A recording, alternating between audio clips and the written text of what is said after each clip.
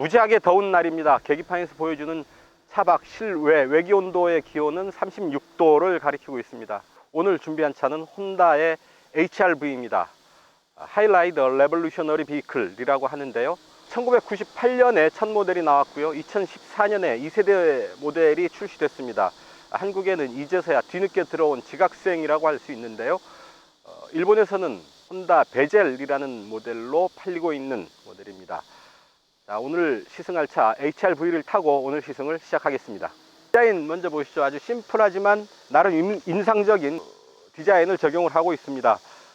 보디 컬러 사이에 블랙 컬러로 포인트를 주고 있고요. 라디에이터 그릴 가운데 이제 혼다의 엠블럼 H마크가 아주 큼지막하게 자리 잡고 있습니다. LED 같은 첨단 램프는 아닙니다. 벌브 타입의 램프가 적용이 되어 있고요. 다만 전체적으로 라디에이터 그릴과 일체감을 주는 그런 디자인적인 요소로 포인트를 주고 있습니다. 역시 마지막 끝단에 블랙 컬러로 잘 마무리를 하고 있습니다. 직렬 4기통 1.8 엔진입니다. 1799cc, 최고 출력 143마력이 6500rpm에서 나오고요. 최고 출력은 17.5kgm, 역시 4300rpm에서 나옵니다. 215 5R 17 사이즈의 타이어를 적용을 하고 있습니다. 미쉐린 타이어인데요. 젖은 노면 제동, 이런 구름 저항 모두 4등급인 타이어가 되겠습니다. 복합 연비 13.1km, 그리고 CO2 배출량 km당 139g, 도심에서 12.1, 고속도로에서 14.6km의 연비를 보여줍니다. 자, 리어 램프는 제법 잘 멋있게 꾸며졌습니다. LED를 적용을 하고 있고요. 이런 반사판의 조형들이, 형태들이 반짝이는 그런 모습을 보여주고 있는데, 헤드램프보다는 리어램프에 좀 더 신경을 쓴 게 아닌가 싶습니다. 올리면 이게 이렇게 접어 놓을 수 있는, 아주 이제 쉽게 구길 수 있는 이런 재질로 되어 있어서 이런 야외 활동을 하거나 할 때는 좀 더 편하게 이용을 할 수 있지 않을까 싶습니다. 물건을 집어넣을 수 있는 수납 공간, 그리고 스페어 타이어, 임시용 스페어 타이어가 바닥에 준비되어 있습니다. 자, 트렁크 공간 제법 넓고요. 자, 이 차의 가장 특징적인 부분 잠시 후에 보시겠습니다. 자, 2열에는 이렇게 마땅히 도 손잡이가 없습니다. 자세히 보시면 히든 타입 도어 핸들이죠. 뒷좌석입니다. 그냥 편하게 앉으면 되는 이런 뒷좌석인데요. 자, 보시죠. 그냥 바닥을 들어 올리면, 자, 이런 식으로 시트가 밑에서 올라와서 이렇게 접힙니다. 지금까지는 대부분 거의 모든 시트들이 앞으로 이렇게 접히던 방식이었죠. 이 차는 물론 앞으로도 접힙니다만, 이렇게 가볍게 들어 올리면 자, 이렇게 바닥이 올라와서 접히는 방식이 됩니다. 아주 높은 화분 정도는 충분히 실을 수 있지 않을까 싶은 그런 공간입니다. 이런 공간을 아주 이제 다양하게 활용을 할 수가 있겠죠. 여행용 가방을 높이 쌓는다거나, 아마 골프백을 올리지는 못할 것 같습니다만 약 1.2m의 이런 높이를 가지고 있기 때문에 1m 조금 넘는 정도의 짐들은 충분히 수납 가능한 그런 공간을 확보하게 됩니다. 자, 트렁크 공간은 기본적으로 688리터입니다. 하지만 앞으로 접고 시트를 다 앞으로 접게 되면 최대 1665리터까지 공간을 확장할 수가 있습니다. 공간의 부족, 이런 얘기는 여기서 굳이 할 필요가 없겠네요. 무릎 공간도 충분히 여유가 있고요. SUV이기 때문에 머리 윗 공간도 여유가 있습니다. 그리고 특이한 것은 좀 더 공간을 확보하기 위해서 지붕의 이런 뒷부분, 머리가 닿는 부분을 안으로 많이 파놨습니다. 그래서 헤드 클리어런스, 머리 공간의 부족을 느낄 일은 거의 없을 것 같습니다. 자, 이런 뒷공간 얘기할 때 앞좌석을 앞으로 밀었네, 뒤로 밀었네, 이런 얘기들을 많이 하시는데요. 저희가 그렇게 눈속임해서 뭐 하겠습니까? 주행하는 그대로, 일상 그대로의 상태에서 이런 공간 촬영을 합니다. 예, 지금 상태에서도 앞좌석 운전석 시트 제가 운전하는 상태 그대로 뒀고요. 그 상태에서 지금 뒷공간을 앉아 본 겁니다. 운전석 백시트 뒤쪽으로 수납 공간이 없습니다. 조수석 뒤로는 이런 그 포켓이 있고요. 백도어 포켓이 있는데 운전석 시트로는 별도의 포켓을 마련하지 않았습니다. 가운데 부분에 파워 아울렛 12V 파워 아울렛이 있고 컵홀더를 컵 하나 넣을 수 있는 정도의 컵홀더가 있습니다. 인조가죽과 직물을 혼합한 형태의 시트, 가죽이 아니어서 아쉽다라고 생각할 수도 있지만, 이런 직물 시트가 급제동을 하거나 어떤 그 승객의 몸을 잡아줄 때에는 가죽보다 좀 더 효율적일 때가 있습니다. 뒷좌석에 잠깐 앉았더니 이렇게 땀 범벅이 됩니다. 오늘 날씨가 아주 더운 탓이기도 하고요. 뒷좌석에는 이렇다 할 에어덕트 공기 송풍구가 없습니다. 대시보드에서 나오는 공기가 뒤쪽으로 오기만을 기다려야 되는데 많이 덥습니다. 이 차는 특별한 구조를 적용을 하고 있는데요. 운전석 밑으로 연료 탱크를 집어넣습니다. 센터 탱크 레이아웃이라고 혼다는 설명을 했는데요. 그렇게 함으로써 뒷좌석의 어떤 그 시트 공간을 충분히 확보할 수가 있게 된 겁니다. 다만 뒷좌석 뒤에 있던 연료 탱크를 차체 중앙으로 옮겨 놨다라는 얘기죠. 전체 차체 중앙이 어떤 차의 흔들림도 적고 한 부분이기 때문에 어떤 차의 안전성 이런 부분에서도 좀 더 보탬이 되지 않을까 하는 생각을 해봅니다. 혼다는 이 센터 탱크 레이아웃의 구조를 특허 출원을 했다고 합니다. 많이 돌아가는 것 같은데요. 자, 한 바퀴, 두 바퀴, 2.7회전 정도 합니다. 소형 SUV의 2.7회전 조향비는 아주 무난하다. 그러니까 보편적인 그런 그 조향비를 쫓고 있다라고 볼 수 있겠습니다. 햅틱 버튼을 닮은 버튼이 두 개 좌우로 올라와 있습니다. 크루즈 컨트롤 조절 버튼이고요. 다음에 여러 가지 멀티미디어를 사용할 수 있는 그런 버튼이 되겠습니다. 내비게이션 모니터가 있고 그 밑에 공조 스위치, 공조 장치가 있는데 버튼이 없습니다. 모든 게 다 터치로 이루어집니다. 자, 터치, 다음에 뭐 에어컨 끄고 모든 게 다 터치로만 이루어집니다. 버튼이라고 할 수 있는 것은 시동 버튼과 핸들에 달려 있는 버튼 정도가 다고요. 특히 센터페이시한 모든 게 터치를 통해서 작동을 할 수 있게 했다. 이 차의 특징이 아닐까 싶습니다. 이 차에는 1.8 엔진의 CVT 조합인데요.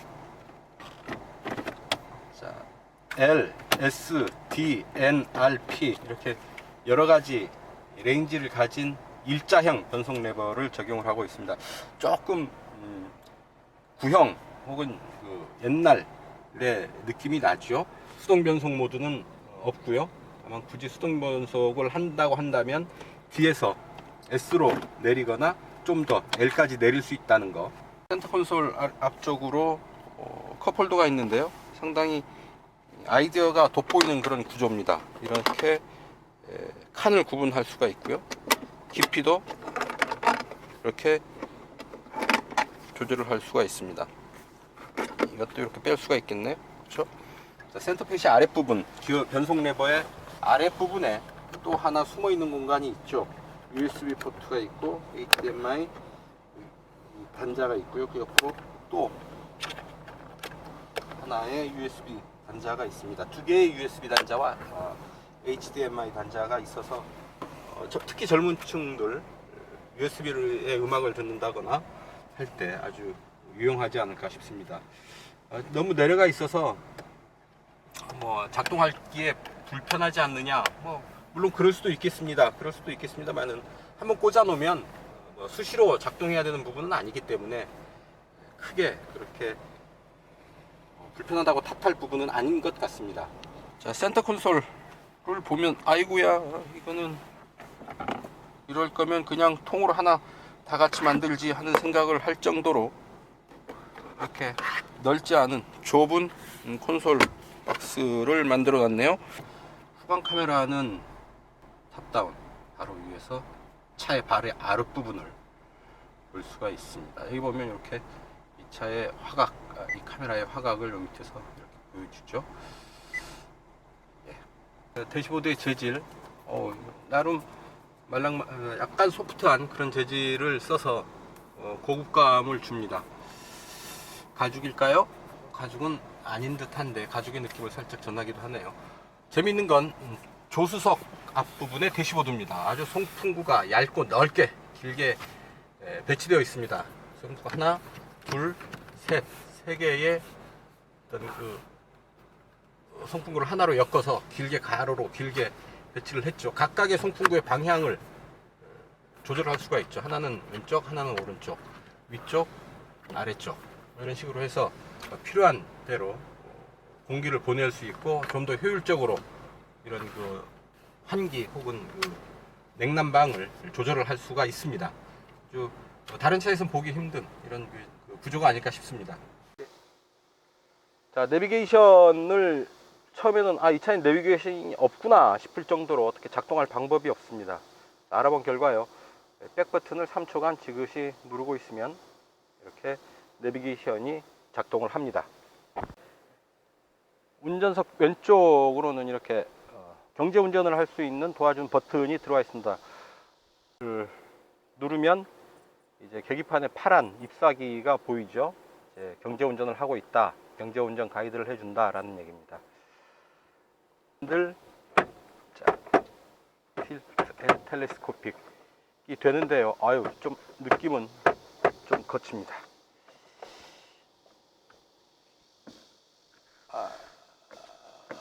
트세는 역시 좀 떠 있습니다. 하지만 이 차가 그렇게 프리미엄 차라고 할 수는 없죠. 실리적인, 기능적인 부분을 강조하는 소형 SUV이기 때문에 굳이 이런 부분 틈새가 떠 있다고 탓할 건 없을 것 같습니다. 에코 모드를 사용을 하면 에코 버튼을 누르면 계기판에 주변에 계기판 서클에 초록색 등이 점등이 됩니다. 초록색 등으로 표시가 되고요. 에코 모드에서 벗어나면 파란색으로 색깔이 바뀌죠. 그래서 계기판 서클의 컬러만 보면서 초록색을 유지하도록 운전을 하면 자연스럽게 경제운전, 연비를 아끼는 운전을 할 수가 있습니다. 자, 바깥 온도가 지금 38도까지 올라가는데 아주 무더운 날입니다.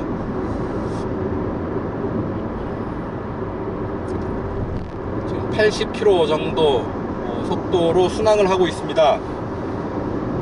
대체적으로 조용하고요.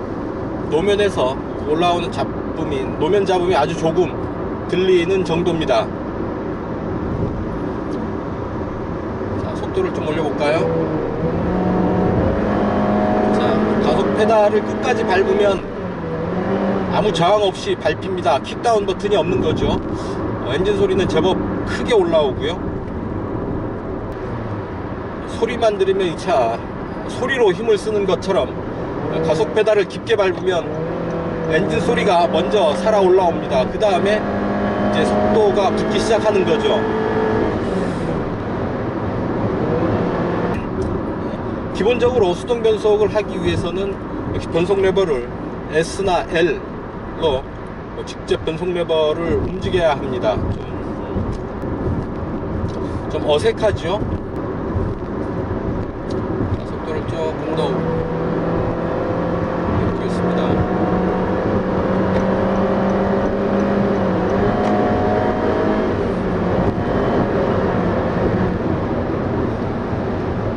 가속 페달을 깊게 밟아서 RPM이 5000을 넘기 시작하면 4500 이상서부터 좀 제법 강한 소리가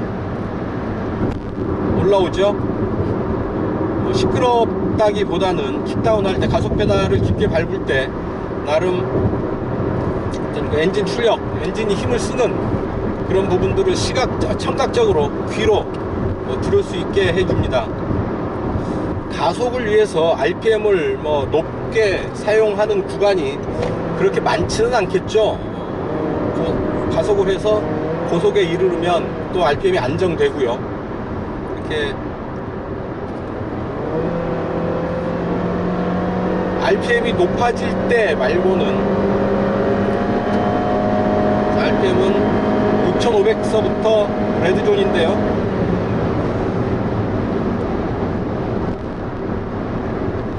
무단 변속기죠. 이렇게 어떤 변속의 느낌 없이 고속까지 꾸준하게 밀고 올라가는 그런 변속감이 느껴집니다. 자, 속도를 낮춰서 RPM이 밀고 올라가는 부분을 한번 체크를 해보겠습니다. 자,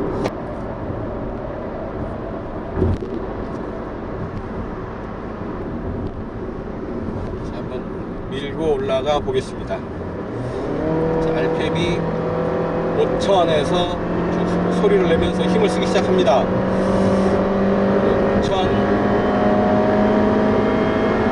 6500까지 가고요. 속도를 올리면서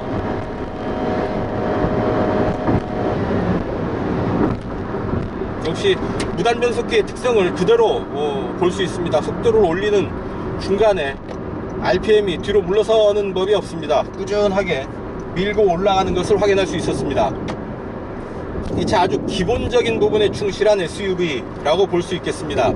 먼저 엔진의 재원부터 보면 iVTEC 엔진을 적용을 했습니다만 SOHC 엔진입니다. 자연흡기 방식이고요. 그래서 요즘 다운사이징을 한다거나 터보를 올린다거나 하다못해 엔진의 출력을 조금이라도 더 확보하기 위해서 DOHC를 적용을 한다거나 하는 이런 것 하나도 없이 그냥 순수하게 SOHC 엔진 그대로 사용을 하고 있습니다. 그래서 1.8L로 약 184마력의 힘을 내는 거죠.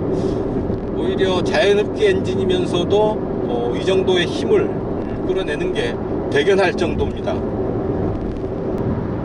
거기에 또한 그 무단 변속기를 접목을 해서 아주 다이나믹함, 거친 그런 주행 성능보다는 부드러운 변속감, 엔진의 효율, 힘의 효율을 추구를 했고요. 더불어서 연비도 보다 우수하게 끌어낼 수 있지 않았을까 하는 생각을 해봅니다. 어떤 하이 퍼포먼스, 고성능을 추구하기보다는 주어진 엔진을 주어진 엔진을 기본적으로 받아들이고 이런저런 꾸밈 없이 아주 솔직 담백한 그런 모습을 보여주지 않는가 싶습니다. 공차 중량이 1340kg입니다. 비교적 가벼운 그런 차체를 가지고 있죠. 이런저런 자질구레한 그런 그 장치들을 더하지 않아서 이렇게 가벼운 몸무게를 확보할 수 있지 않았을까 생각을 해봅니다. 이런저런 안전장비, 편의장비 이런 것들을 추가하다 보면 차체의 중량이 그만큼 늘어나는 것을 피할 수는 없겠죠. 딱 필요한 만큼의 장비들을 얹었고 딱 필요한 만큼의 힘을 가진 SUV다 라고 보입니다. SUV이지만 앞바퀴 전륜구동을 베이스로 하고 있죠. 국내에는 이 차 하나만, 이 트림 한 모델만 들여오는데요. 미국 시장에서는 전륜구동 모델과 사륜구동 모델이 같이 팔리고 있습니다. 모델 라인업은 그렇게 이루어져 있고 국내에서는 앞바퀴 굴림 방식만 판매를 한다라는 겁니다. 이 차는 연료 탱크가 운전석 아래쪽으로 전진 배치되어 있습니다. 앞으로 바짝 당겨서 배치가 되어 있는 거죠. 그래서 상대적으로 어떤 앞뒤의 무게비를 볼 때는 조금 불리한 면이 있죠. 무게의 쏠림이 앞으로 더 많이 쏠렸다라고 볼 수 있습니다. 뒤가 그만큼 가벼워졌다라는 얘기고요. 그런 부분들이 주행 특성에 어떻게 반영이 되는지 살펴보도록 하죠. 고속에서 뒷부분의 흔들림, 그리고 코너에서의 그 뒷부분의 거동, 이런 부분들이 체크 포인트가 될 텐데요.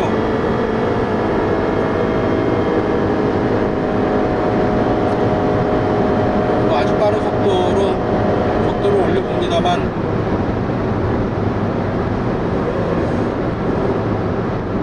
그렇게 바람 소리는 좀 커지고요. 당연하겠죠. 이 정도 차체의 높이를 가진 차라면 바람 소리가 풍절음이 높아지는 것은 당연한 현상이라고 할 텐데 차체의 흔들림 그렇게 크지 않습니다. 뭐 뒷부분이 가볍다거나 뭐 이런 부분도 체감적으로 느끼기는 쉽지 않을 듯합니다.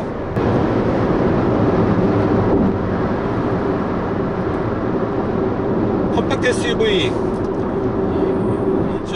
소형 SUV라고 하지만 그 출력, 차체의 힘, 엔진의 힘은 그 윗급의 SUV들과 견줘도 전혀 꿀리지 않을 정도의 힘을 보이고 있습니다. 일부 소형 SUV들과 비교를 한다면 좀 그 출력의 제한을 느끼는 차들이 일부 있죠. 워낙 그 연비 위주의 세팅을 하다 보니 출력에서 조금 답답함을 느끼는 차들이 있습니다. 이 차는 그런 답답함을 찾을 수 없습니다. 고속에서는 제법 시원하게 가속을 할 줄도 알고 중저속에서 편안한 주행을 이끌어 가기도 합니다. 주행하는 상황에 맞춰서 이런저런 부분에서 맞춰 나가는 거죠. 엔진의 출력이 중저속에서일 때와 고속에서일 때가 어떤 느끼는 반응, 이런 부분들이 좀 다릅니다. 에어 인테이크로 공기가 빨려 들어가는 소리인가요? 약간 아주 작은 사이렌 소리 비슷한 소리가 들립니다. 묘한 느낌을 주는데요.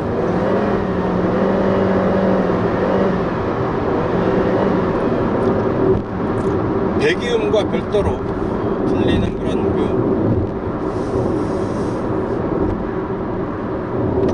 사이렌 같은 소리가 아주 주의를 집중하면 들리는 정도, 그 또한 묘한 매력을 가진 소리라고 할 수 있겠습니다.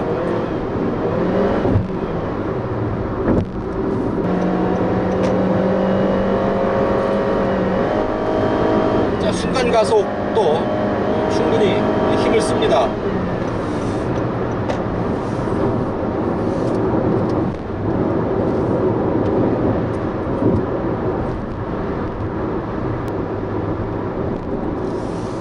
서스펜션은 앞에 이제 맥퍼슨 스트럿 그리고 뒤에 토션빔 방식을 적용을 하고 있습니다. 뒷부분이 일체식이죠. 아무래도 어떤 그 세단 수준의 아주 높은 수준의 승차감을 기대할 수는 없는 그런 구조를 가지고 있습니다. 그렇게 조용한 차다라고 할 수는 없는 게 지금 시속 100km 정도로 순항을 하고 있는데요. 바람소리 조금, 노면소리, 잡소리 조금, 이렇게 해서 전체적으로 그런 NVH 수준이 높지는 않다라는 것을 알 수가 있겠습니다. 전체적으로 본다면 아주 기본에 충실한, 기능에 충실한 그런 소형 SUV다 싶은데요. 이 차는 이미 1998년서부터 일본하고 동남아 시장에서도 일부 판매됐던 그런 차입니다. 그리고 2014년에 2세대 모델이 나오면서 북미 판매를 시작한 거죠.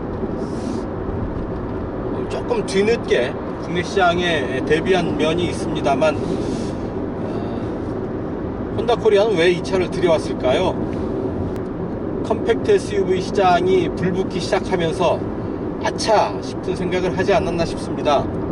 소형 SUV의 판매량이 아주 무섭게 이제 늘어났죠. 거의 이전에는 없던 그런 시장이 르노 삼성차의 QM3 이후에 새로 이제 형성이 됐고 불붙기 시작한 겁니다. 여기에 쌍용차가 티볼리를 투입을 하면서 판매량도 많고 이전에 없던 새로운 세그멘트가 형성이 됐고, 그런 면에서 혼다 코리아도 혼다에 있던 모델을 굳이 안 들여올 이유가 없었겠죠.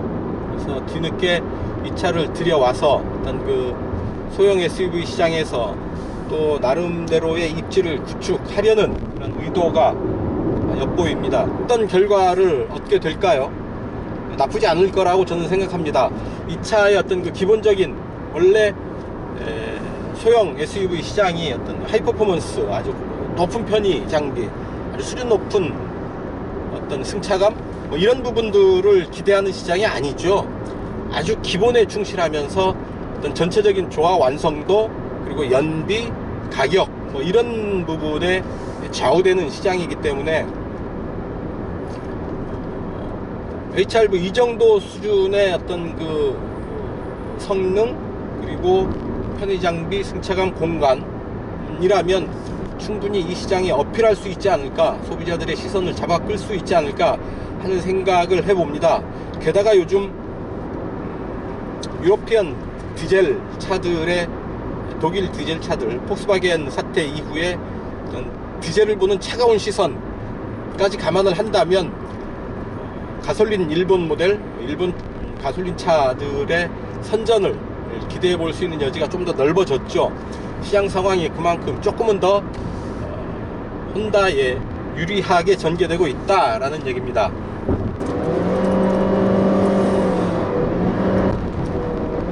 자, 사륜구동도 아니고 앞바퀴 굴림 차이고 차체도 높습니다. 게다가 연료 탱크까지 앞으로 쏠려 있어서 코너에서 그렇게 좋은 성능을 기대하기는 힘든 구조인데요. 제법 빠른 속도로 코너를 돌아 나가는 데는 큰 무리는 없겠습니다.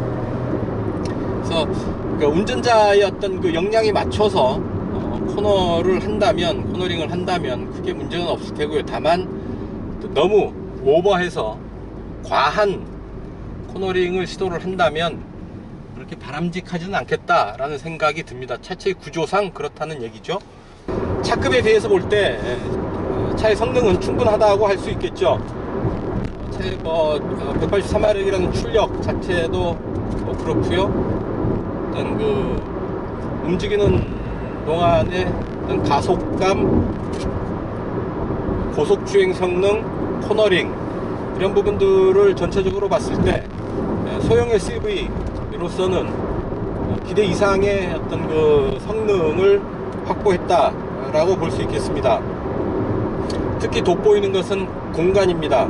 앞좌석도 앞좌석이지만 특히 뒷좌석에 앉았을 때에 느끼는 어떤 그 공간감, 여러 가지 고민을 한 흔적들을 만나볼 수가 있습니다.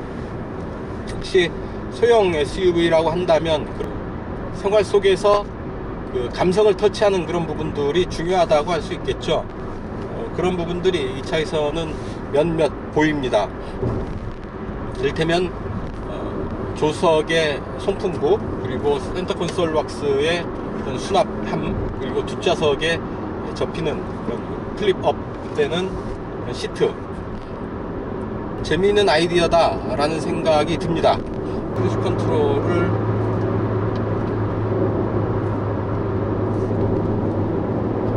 에 맞춰보겠습니다. S모드에서 3100, 뒤로 내리면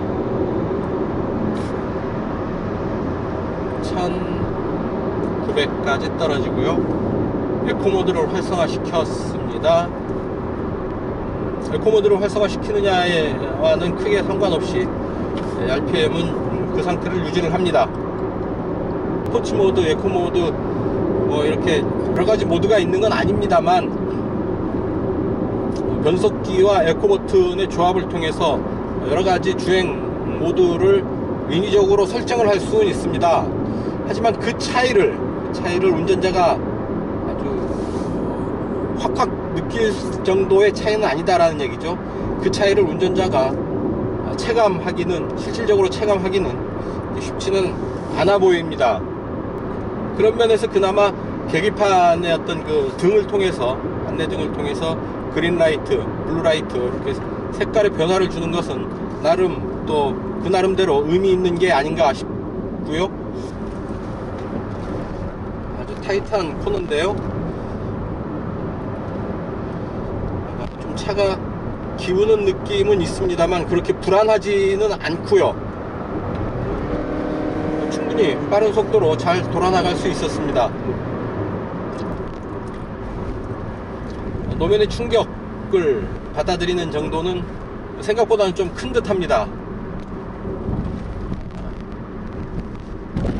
이런 굴곡진 노면을 지날 때 흔들림이 생각보다는 크다라는 거고요. 조금 이거보다는 좀 부드럽게 충격을 걸러주면 좋지 않을까 하는 생각을 해봅니다. 단도직입입니다. 일자형 변속 레버는 좀 아쉽습니다. H매틱, 스텝트로닉이라는 것들이 있죠.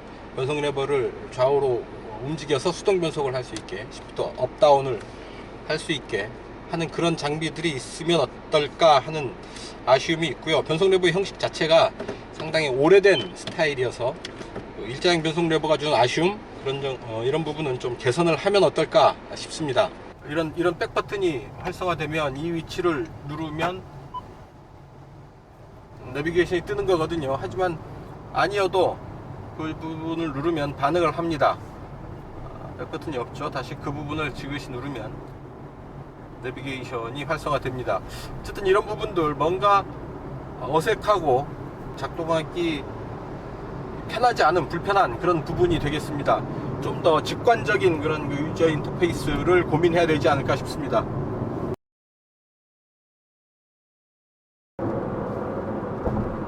이 차의 가격 3,190만원입니다. 3,000만원 초반대 가격에 수입 SUV, 수입 컴팩트 SUV를 가질 수 있다라는 것은 확실히 매력적인 제안이 되지 않을까 싶은데요. 비슷한 가격대로 푸조 308이 같은 3,190만원에 판매 중입니다. 그리고 미니 쿠퍼 D 정도 비슷한 가격대를 형성을 하고 있고요. 실제로 이 차를 타고 자동차 전용 도로를 달릴 때는 거의 17, 8까지도 평균 연비가 올라가기도 했었는데요. 전체적으로 이제 시승하는 동안 가감속도 많았었고 서행, 고속주행 상당히 오랜 시간 공회전 상태도 있었고요.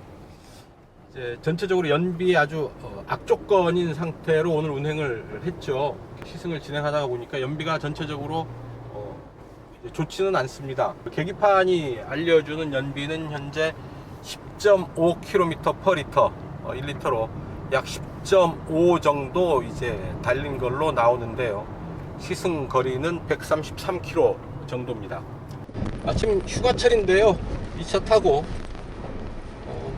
조금 외진 곳으로까지 올라갈 수도 있겠다라는 생각이 듭니다. 일반 승용차들은 엄두를 내지 못할 길도 HRV는 비록 그 앞바퀴 굴림 방식이지만 조금 더 들어갈 수 있겠습니다. 뒷좌석을 완전히 접으면 자전거 정도 충분히 실을 수 있겠다라는 생각이 들고요. 여러가지 캠핑 장비 혹은 레저 장비들을 싣고 그 자연에 좀 더 가깝게, 한 발짝 더 가깝게 찾아 들어. 자, 혼다가 내놓은 컴팩트 SUV HRV 지금까지 시승을 했습니다. 소형 SUV의 어떤 그 존재 이유, 목적에 걸맞게 아주 심플하고 간단한 기능적인 부분에 충실한 그 SUV라고 보입니다. 이런저런 그 편의장치, 어떤 화려한 그 장비들 다 대부분 제거를 했고요. 아주 심플하게 대신에 어떤 그 이 차의 용도에 맞는 넘치는 공간을 확보해서 어떤 상대적으로 더 경쟁력이 있어 보이는 그런 그 컴팩트 SUV라고 할 수 있습니다. 자, 혼다가 이 소형 SUV 시장에 다시 뛰어들므로 해서 시장에는 어떤 그 변화가 있을지, HRV는 과연 얼마만큼의 성과를 거둘 수 있을지 이제 시장을 지켜볼 차례입니다. 지금까지 오토다이어리 오종훈이었습니다. 감사합니다.